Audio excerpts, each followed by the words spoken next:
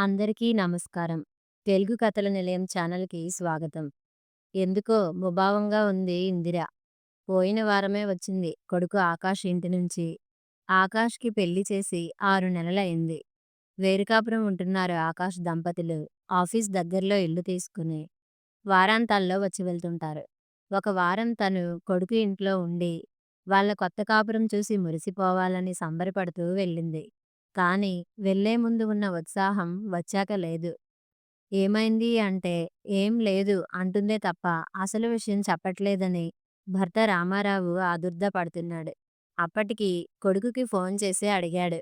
"ఏమైనా జరిగిందా? అమ్మ అక్కడ ఎలా ఉంది?" అని. "బాగానే ఉంది. ఏం జరగలేదు" అంటూ పొడి పొడిగా మాట్లాడి పనుందంటూ ఫోన్ పెట్టేశాడు. కోడలు మేఘనే ఏదో అని ఉంటుంది అని అనుమానంగా ఉంది అతనికి. 1, 2 సార్లు కొడుకు కోడల్ని పొగరబోతు అనడం విన్నాడు కూడా. అదే ఆలోచిస్తున్న అతను డోర్ బెల్ శబ్దం అవ్వడంతో ఆ ఆలోచనల నుంచి బయటికి వచ్చి తలుపు తీశాడు. ఎదురుగా ఆకాష్. వీకెండ్ కూడా కాదు మరెందుకొచ్చినట్టు అనుకొని అమ్మ డల్‌గా ఉంది అనడంతో వచ్చేసుంటాడు పిచ్చి సన్నాసి. అమ్మ అంటే ప్రాణం వాడికి అని సంతోషపడుతూ ఇందిరని పిలిచాడు. ఆకాష్‌ని చూస్తూనే ఇందిర, "మేఘన ఏది?" అని అడిగింది. "రాలేదు. వాళ్ళ అమ్మ దగ్గరికి వెళ్ళింది" అన్నాడు ముక్తసరిగా. ఆకాష్ కూడా వచ్చినప్పటి నుంచి ముభావంగా ఉన్నాడు. ఏం మాట్లాడాలన్నా ఏదో పరధ్యానంగా, అసహనంగా ఉన్నాడు. ఏదో జరిగింది అని అర్థం చేసుకున్న రామారావు, ఆకాష్ చెప్పే వరకు ఆగాలని అడగకుండా ఎదురుచూస్తున్నాడు. సాయంత్రం అవడంతో కాఫీలు తెచ్చి ఇద్దరికీ ఇచ్చింది ఇందిర. కప్పు పట్టుకొని తాగకుండా ఏదో దీర్ఘంగా ఆలోచిస్తున్న ఆకాష్‌ని, "తాగు నాన్నా, మధ్యాహ్నం భోజనం కూడా సరిగా చేయలేదు. ఇప్పుడు ఏదో ఆలోచిస్తున్నావు. మాతో ఏమైనా చెప్పాలా?" అడిగాడు రామారావు ఇక ఉండబట్టలేక. "నాన్నగారు, నేను, మేఘన విడిపోవాలనుకుంటున్నాము." బాంబు పేల్చాడు ఆకాష్. ఉలిక్కిపడ్డ రామారావు షాక్‌లో ఉండిపోయాడు. భార్య విషయంలో కూడా కోడల్నే దోషిగా భావిస్తున్న ఆయన తేరుకొని, "నీకు నచ్చినట్టు చెయ్యి. ముందు కాఫీ తాగు" అనేసి వెళ్ళిపోయాడు మౌనంగా. ఇవన్నీ వింటూ కూడా ఏమీ పట్టించుకోకుండా చాలా మామూలుగా కాఫీ కప్పులు తిరిగి తీసుకెళ్తున్న ఇందిరని చూసి ఆశ్చర్యపోయారు ఇద్దరూ. ఈ సంభాషణ జరిగిన కాసేపటికి మొక్కలకి నీళ్లు పోయడానికి డాబా మీదకి వెళ్ళింది ఇందిర. తన రోజువారీ పనుల్లో భాగంగా. ఆకాష్ కూడా వెనకే వెళ్ళి తల్లి చెయ్యి పట్టుకొని అక్కడే వారు కూర్చొని మాట్లాడుకునేందుకు కట్టించుకున్న సిమెంట్ అరుగు మీదకి తీసుకువచ్చి కూర్చోబెట్టాడు. "ఏమ్మా, నిన్ను చూస్తూనే ఉన్నా నాతో అసలు మాట్లాడడం లేదు. ఇంకా ఆ సంఘటనే తలుచుకుంటున్నావా?" అని అడిగాడు. మోటార్ వేసి నీళ్లు నిండాయా ట్యాంక్‌లో అని చూడటానికి వచ్చిన రామారావు వీరి మాటలు విని అక్కడే ఆగిపోయాడు. అటువైపు తిరిగి కూర్చున్న ఆకాష్, ఇందిరలు రామారావు రాకని గుర్తించలేదు. "చెప్పమ్మా" మళ్ళీ అడిగాడు ఆకాష్ బతిమాలుతున్నట్టుగా. ఆమె ఆకాష్ చేతుల్లోంచి తన చేయి విడిపించుకుంది. తీక్షణంగా ఆకాష్‌నే చూస్తూ, "మేఘన మీద చేయి చేసుకొని నువ్వు నీ వ్యక్తిత్వాన్నే కాదు, మా పెంపకాన్ని కూడా పాతాళంలోకి నెట్టావు" అంది. ఏదో జరిగింది. కొడుకు కోడలిపై చేయి చేసుకునేంత దూరం వెళ్ళింది. ఇందిర చెప్పనే లేదు. బహుశా తనకి కోపం వస్తుందని ఆగిందా? లేక బాధపడతాననుకుందా? తెలియడం లేదే అని రకరకాలుగా ఆలోచిస్తున్నాడు. దగ్గరికి వెళ్లి అడిగే కంటే పూర్తి విషయం తెలుసుకుందామని అక్కడే ఆగి వింటున్నాడు రామారావు. "నువ్వే చూసావుగా తను ఎన్నేసి మాటలన్నదో, చాలా పొగరు" అన్నాడు ఆకాష్ కోపంగా. "నాకేం అలా అనిపించలేదు. నువ్వన్నదానికి తను సమాధానం చెప్పింది. అది నువ్వు ఒప్పుకోలేకపోయావు" దృఢంగా అంది ఇందిర. ఇన్ని రోజులు కోడలిదే తప్పు అనుకుంటున్న రామారావు ఇది విని ఆశ్చర్యపోయాడు. "సరే, ఇంతకీ విడాకులెందుకు? నిర్ణయం తీసుకునే ముందు మీ పెళ్లి జరిపించిన మేం గుర్తురాలేదా?" సూటిగా అడిగింది ఇందిర. "దెబ్బ మాది అంటే నొప్పి కూడా మాకే కదా" అన్నాడు ఆకాష్. ఏదో సినిమాలో పంచ్ డైలాగ్ లాగా. "నిజమే. కానీ మేం ఆ దెబ్బలకి మందో, మంత్రమో వేయగలమా లేదా అనేది కూడా చూడాలిగా" అంది అదే స్టైల్‌లో. "అమ్మా, ఎప్పుడూ గొడవలే, తన ఏడుపులే. ఇలా కలిసి బతికే కంటే విడిపోవడం బెటర్. అయినా ఈ రోజుల్లో విడాకులనేది కామన్. ఇష్టం లేకపోతే విడిపోవచ్చు అన్నాడు తేలికగా. ఒప్పుకుంటా. కానీ అవి ఎలాంటి గొడవలు? పరిష్కారం ఉన్నవా లేనివా? అని కూడా ఆలోచించాలి కదా! అంది. నువ్వు చూడలేదా అమ్మా? అన్నింటికి వాదిస్తుంది. ఒక్క పని కూడా రాదు. నువ్వు ఉన్నప్పుడు కూడా మొత్తం నీతోనే చేయించింది తెలివిగా. ఏదైనా తిడితే చాలు పొడుచుకొచ్చేస్తుంది. మాట పడదు. అసలు తనని కాదు అలా పెంచిన వాళ్ళ అమ్మా, బాబునే అనాలి. ఆవేశంగా చెప్తున్నాడు ఆకాష్. నేను ఫ్రెండ్స్ ఇంటికి వెళ్తే తను కజిన్స్ ఇంటికి వెళ్ళిపోతుంది. నాతోనే రావాలి కదా! అని అడిగితే నువ్వే నాతో రా అంటుంది. ఎంత పొగరో నీకు గుర్తుంది కదా! ఆ రోజేం జరిగిందో? ఎంత ధైర్యం, అహంకారం నిన్నే అంటుందా? రెచ్చగొట్టే ప్రయత్నం చేస్తున్నాడు ఆకాష్. ఏమన్నది అంత తప్పుగా? ఇలా పెంచారేంటత్తయ్యా అంది. నీ ప్రవర్తన చూశాక ఆ మాట నాకేం తప్పుగా అనిపించలేదు. ఎప్పుడూ తనే నీ ఫ్రెండ్స్ ఇళ్ళకు, బంధువులిళ్ళకు రావాలనే పంతం ఎందుకు? కొన్నిసార్లు నువ్వూ తనతో వెళ్ళొచ్చు కదా! ఇక పనులంటావా? ఈ చదువులు, ఉద్యోగాల్లో ఇంటి పనులు నేర్చుకునేంత తీరిక దొరకటం లేదు కదా! నేర్చుకుంటుంది నెమ్మదిగా అంది. ఎప్పుడూ తనని సమర్థించే అమ్మ ఈసారి ఇలా కోడల్ని వెనకేసుకొస్తుండటం ఆకాష్‌ని ఆశ్చర్యపరిచింది. కాసేపు మౌనంగా కాలం గడిచింది. ఇందిర కళ్ళ ముందు తను ఇంటికి బయలుదేరే రోజు ఉదయం కొడుకు ఇంట్లో జరిగిన సంఘటన కదలాడింది. మేఘన లేచేసరికే టిఫిన్, లంచ్ రెడీ చేసింది ఇందిర. అలా అత్తాకోడళ్ళిద్దరూ కలిసి కాఫీ తాగడం చేస్తున్నారు 4 రోజులుగా. కాఫీ తాగుతూ కబుర్లు చెప్పుకుంటున్న వాళ్ళ దగ్గరికి వచ్చాడు ఆకాష్ తన కాఫీ కప్పుతో. ఏంటమ్మా నువ్వు వెళ్ళిపోతే అన్ని పనులు మళ్ళీ తనే చేసుకోవాలని ఏడుస్తోందా నీ కోడలు? అన్నాడు వ్యంగ్యంగా. మేఘన ఆ మాటలకు నొచ్చుకుంది అని అర్థమైన ఇందిర, ఏరా మీ అక్క ఇంటికి వెళ్తే కూడా ఇలాగే చేస్తాగా? ఏదో కొత్తగా చేస్తున్నట్లు మాట్లాడుతున్నావేం? అంది సిట్యుయేషన్‌ను తేలికపరచాలని. అక్కతో పోలికేంటి? తను జాబ్ చేస్తుంది. ఇంకా పిల్లలతో పాటు వాళ్ళ అత్తామామల్ని కూడా చూసుకుంటుంది. ఈవిడకి మేమిద్దరమే అయినా ఒళ్ళొంగదు అన్నాడు నవ్వుతూ. అది ఎంతమాత్రమూ హాస్యాస్పదమైన విషయం కాకపోయినా, అలా నవ్వడం మేఘన, ఇందిరలకి నచ్చలేదు. ఇలాగే ప్రతి దానికి దెప్పుతుంటాడు, వదినతో పోల్చుతుంటాడత్తయ్యా అంది మేఘన నొచ్చుకున్న గొంతుతో. అవమానంగా అనిపించిందో, బాధపడ్డదో అక్కడ్నుంచి వెళ్ళిపోయింది. ఆకాష్ కూడా వెనకే వెళ్ళాడు. గదిలో ఇద్దరి వాదులాట బయట దాకా వినిపిస్తూనే ఉంది. నేనేమన్నానని అమ్మ ముందు సీన్ చేస్తున్నావ్? అన్నాడు ఆకాష్. ఏంటాకాష్ నీ ప్రాబ్లమ్? జాబ్ చేస్తూ కూడా ఇంట్లో పని చేస్తూనే ఉన్నాగా. కొంచెం గూడా హెల్ప్ చేయకుండా వంకలు పెడతావేంటి? తన బాధను వివరించే ప్రయత్నం చేస్తోంది మేఘన. నేను హెల్ప్ చేసే పనులు ఏమున్నాయి? ఆడపిల్ల అన్నాక వంట పని, ఇంటి పని చేయాలిగా. అందరూ చేసేదే. మరీ సుకుమారంగా పెంచారు మీ వాళ్ళు అంటూ టాపిక్ వాళ్ళ అమ్మానాన్న వైపు తిప్పాడు. మాట పెరిగింది. జాగ్రత్తగా మాట్లాడు ఆకాష్. నువ్వు మా అమ్మ వాళ్ళని అంటే నేను మీ వాళ్ళని అనాల్సి ఉంటుంది అంది కోపంగా. ఆ మాటలు నచ్చని ఆకాష్ ఆవేశంతో మేఘన చెంప చెల్లుమనిపించాడు. కళ్ళనీళ్లతో బయటికి వచ్చిన మేఘన ఇందిరని చూస్తూ ఇలా పెంచారేంటత్తయ్యా అంటూ ఆఫీస్ బ్యాగ్ తీసుకుని వెళ్ళిపోయింది. ఆ క్షణం నుంచి ఇందిర మౌనంగా ఉండిపోయింది. నా మీద నీకు కోపం వచ్చిందని అర్థమైందే అమ్మా. కానీ నేను కావాలని కొట్టలేదు. తనే రెచ్చగొట్టింది అన్నాడు ఆకాష్ తనని తాను సమర్థించుకుంటూ. ఆ మాటకి మళ్ళీ ప్రస్తుతంలోకి వచ్చిన ఇందిర, అవునా! ఎన్నో సార్లు నేను కూడా నిన్ను తిట్టాను. మరి నన్ను కొట్టలేదే? ఓహో! అమ్మని కదా! అని సంస్కారం అడ్డు వచ్చిందేమో. సంతోషం. మరి ఆఫీస్‌లో మీ బాస్ బాగా విసిగిస్తున్నాడని, ఆఖరికి రిజైన్ చేద్దామని కూడా అనుకున్నావు కదా! మరి అంతలా విసిగించిన మీ బాస్‌ని కొట్టలేదే? జాబ్ కోసం అని సహనంతో భరించావు. నీ భార్య మీద చేయి చేసుకునే ముందు ఆ సంస్కారం, సహనం ఏమైపోయాయి? భార్యేగా భరించాలి అని గ్రాంటెడ్‌గా తీసుకున్నావా? తను తిరిగి కొడితే? ఇక అలా ఒకరిని ఒకరు కొట్టుకుంటూ, తిట్టుకుంటూ పోతే ఈ చదువులు, పెద్ద ఉద్యోగాలు ఎందుకు? సంస్కారం లేని చదువు దండగ అంది కఠినంగా. తలదించుకున్నాడు ఆకాష్. మొదటి నుంచి ఇంటి బాధ్యతతో పాటు పిల్లల పెంపకం బాధ్యత కూడా ఇందిరకే ఇచ్చాడు రామారావు. అన్నీ సమర్థవంతంగా చేసే భార్య అంటే నమ్మకం, ఉద్యోగం, పిల్లలు, తన తల్లిదండ్రులు ఇలా అన్నింటినీ అందర్నీ చూసుకునే ఇందిర అంటే రామారావుకి ఒక ధైర్యం.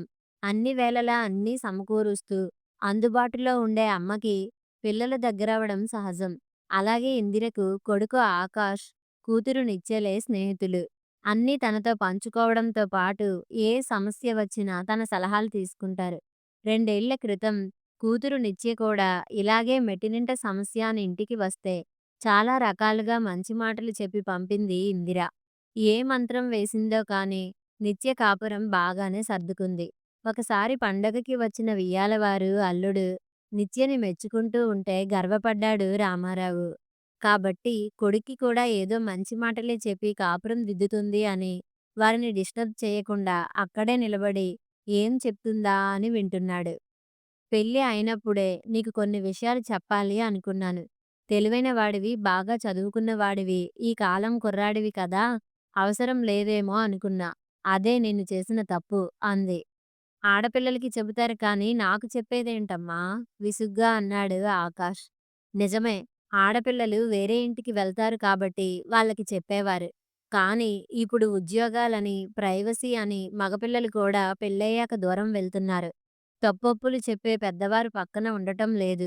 మనల్ని నమ్మి పెళ్లి చేసి పంపిన ఆడపిల్ల తల్లిదండ్రులకు సమాధానం చెప్పాలి కాబట్టి నన్ను అడిగితే మగపిల్లలకి జాగ్రత్తలు చెప్పడమే కరెక్ట్ అంటాను అంది ఇందిర. అయోమయంగా చూస్తున్న ఆకాష్ తల నిమురుతూ నిన్ను ఒక విషయం అడగనా అంది. అడుగు అన్నట్టు తలూపాడు.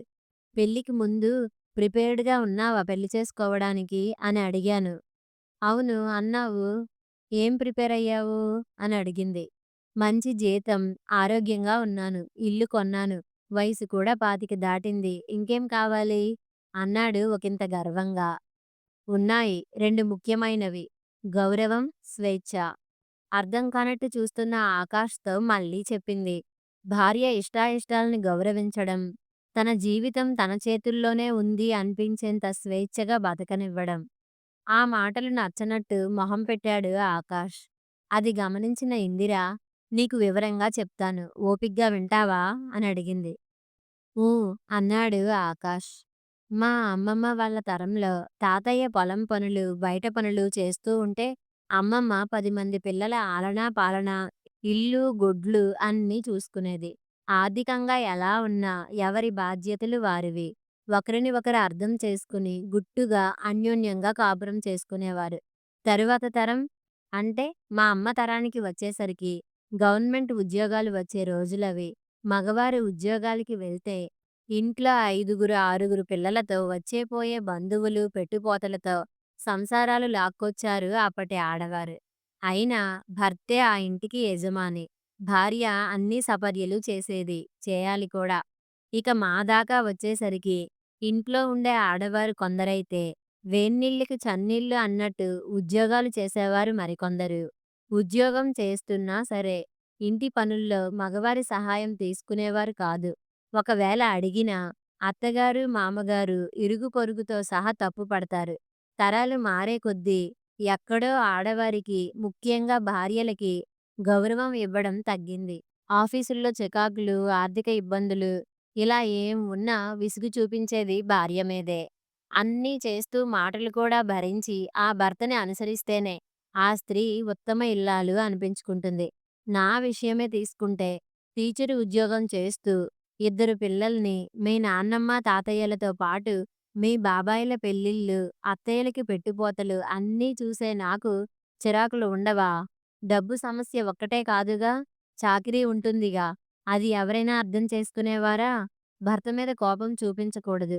పిల్లలు పసివారు. అత్తమామలు తల్లిదండ్రులతో సమానం. మా ఫ్రస్ట్రేషన్ ఎలా తీర్చుకోవాలో తెలియక ఏడుస్తాము నిస్సహాయంగా. ఓర్చుకోలేక ఎప్పుడైనా అమ్మ వాళ్ళకి చెప్తే సర్దుకోవాలి. సహనం ఆడవారికి దేవుడిచ్చిన వరం. అన్నీ చేయగల నేర్పు ఆడవారికి పుట్టుకతో వస్తుంది అనేవారు. అలా మమ్మల్ని మానసికంగా ప్రిపేర్ చేసేవారు. సూపర్ వుమెన్ ముసుగులో ఎంత స్ట్రెస్‌నైనా పంటి బిగువున ఓర్చుకునేవాళ్ళం. ఇప్పుడు ఆ పరిస్థితులు లేవు. అందరికీ ఒకరు లేక 2 పిల్లలు. అది ఆడైనా, మగైనా సమానంగా పెంచుతున్నారు. అన్నింటిలో ఆడపిల్లల్ని కూడా ప్రోత్సహిస్తున్నారు. అలా చిన్ననాటి నుంచి సమానత్వానికి అలవాటు పడిన ఆడపిల్లలు పెళ్లి అయ్యాక మాత్రం భర్త ఎక్కువ. ఏమిటో, ఎందుకో అర్థం కాక తికమక పడుతున్నారు. అక్క కూడా అలానే సఫర్ అయింది అప్పట్లో. అన్నింటిలో నెగ్గుతూ, ఎన్నో దాటుతూ ఇంత దూరం వచ్చిన ఆడపిల్లల్ని ఈ పెళ్లి అనే దాంట్లో భర్త అనే పరీక్ష పెట్టి మళ్ళీ పాత రోజుల వైపు తీసుకెళ్తున్నాం. నీ విషయమే తీసుకుందాం. నీకు వంట వచ్చు కదా! పెళ్ళయ్యాక సరదాకి కాదు కదా! మేఘన జ్వరంతో ఉన్నప్పుడు కూడా వంట చేయలేదుట. ఎందుకు? సూటిగా అడిగింది ఇందిర. నా వంట అలవాటైతే తను చేయడం మానేస్తుందని నసిగాడు. ఎందుకనుకున్నావలా? అడిగింది. రమేష్ అన్న చెప్పాడు. టక్కుమని చెప్పాడు. నీకంటూ ఆలోచన లేదా? వాళ్ళు వీళ్ళు చెప్పగానే వినేస్తావా? రమేష్ అన్ననే విడాకులు తీసుకుని ఒంటరిగా ఉన్నాడు. నీకేం సలహాలిస్తాడు?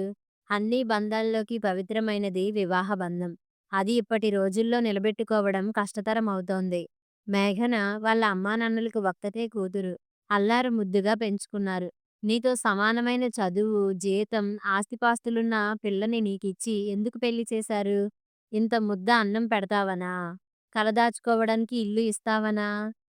లేక వాళ్ళ పిల్ల వాళ్ళకు భారమైందా?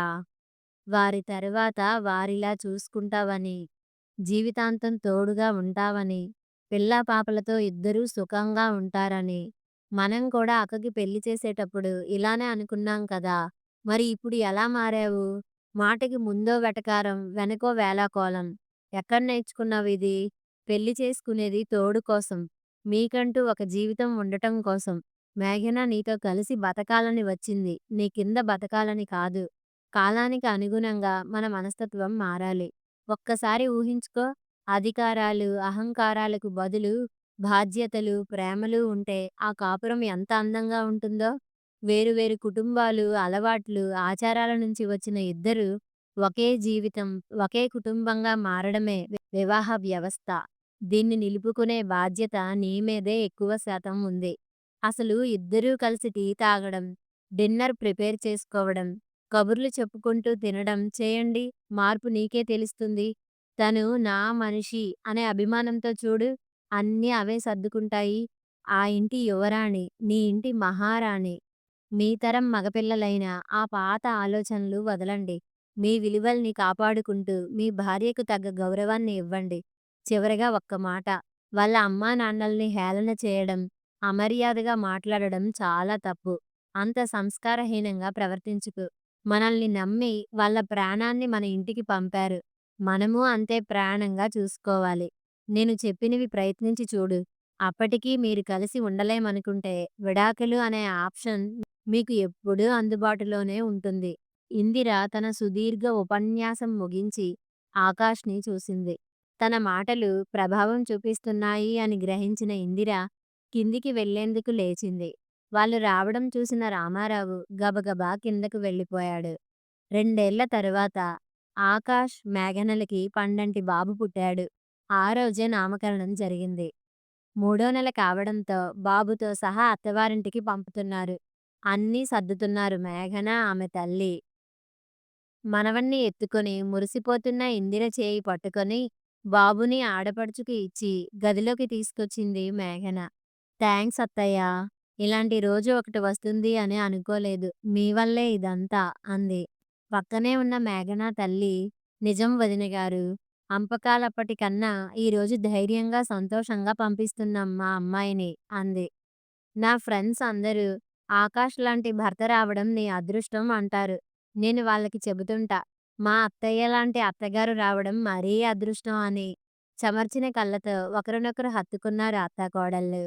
ఆనందంతో మనసు నిండిపోయిన ఇందిర దూరంగా వియ్యంకుడితో కబుర్లు చెప్తూ సామాన్లు సర్దుతున్న రామారావుని చూసింది. ఆ రోజు తరువాత రామారావులో వచ్చిన మార్పు చూసి వాళ్ళ సంభాషణ విన్నాడనే అర్థం చేసుకుంది. ఇన్నేళ్లకి తన వైవాహిక జీవితంలో కూడా పెద్ద మార్పులు రావడం, ముఖ్యంగా భర్త తనకి, తన వాళ్ళకి, తన ఇష్టాయిష్టాలకు గౌరవం ఇవ్వడం చూసి మనసులోనే సంబరపడింది. మీ ఆధ్వర్యంలో మీలానే పెంచుతా అత్తయ్యా అంటున్న మేఘనని చూసి ఆకాష్, మేఘనల ముచ్చటైన కాపురాన్ని చూసి మురిసిపోయింది. కథ సమాప్తం. మరిన్ని మంచి కథల కోసం ఈ ఛానల్‌ని లైక్ చేయండి, షేర్ చేయండి, సబ్స్క్రైబ్ చేయండి.